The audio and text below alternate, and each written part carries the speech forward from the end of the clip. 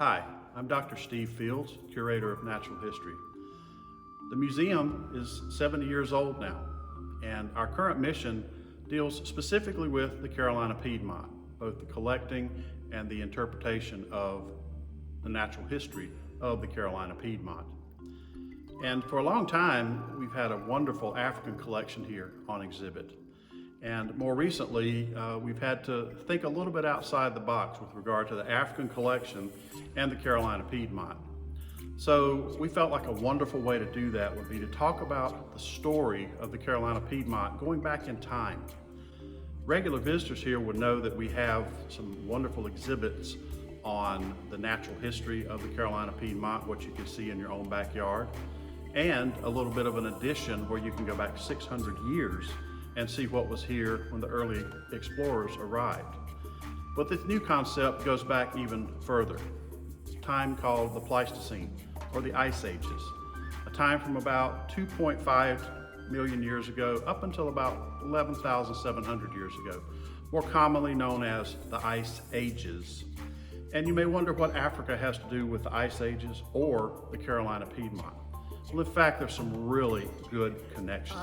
You might think of South Carolina as maybe a Serengeti-like environment. Lots of herbivores running around, lots of elephant-like animals, big carnivorous felids, wolves, all kinds of strange and wondrous beasts that aren't here today. Whenever you think of South Carolina's fauna, don't look at it from today's point of view. It was entirely different not that many thousands of years ago.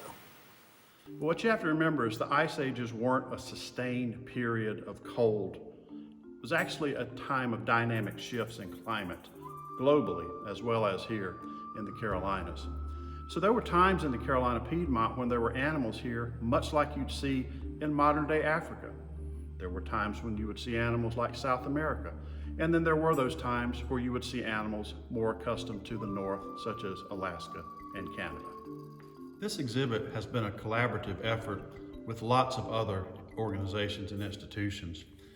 The Charleston Museum has been instrumental in providing casts of fossils for the exhibit. We've worked closely with staff of the Virginia Museum of Natural History on some of the reconstructions. And the South Carolina State Museum has been an incredible partner. In the mid-2000s, when I was working on my PhD research, the curator of natural history at that time, Jim Knight, actually provided complete access to the fossil collections, where I was able to work with the fossils of Jefferson's ground sloth, the fossils, most of which came from a site in South Carolina called the Camelot Fossil Site. It was Middle Pleistocene in age. We had over 300 elements of this animal. It was an incredible way to study and look at the ecology and habits of the species. So this kind of exhibition would not be possible without those kinds of important collaborations.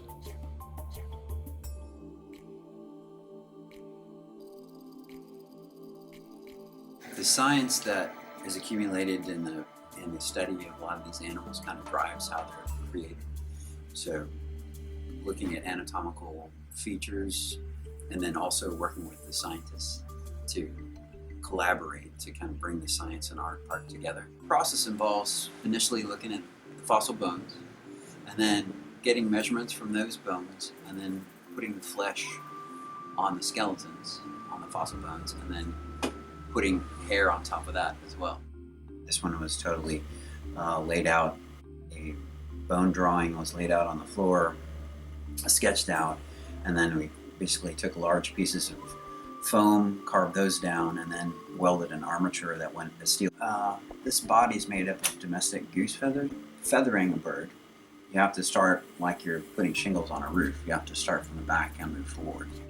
There are things we don't know, like color, hair, some soft tissue things like ears don't preserve. That's where you have to look at the next best preserved thing and use that to fill in the gaps. But there is a little bit of imagination involved. To think of those creatures which are now extinct, that were just here a few thousand years ago, it really does inspire the imagination and reveal how awesome the natural history of this area truly was and continues to be even today.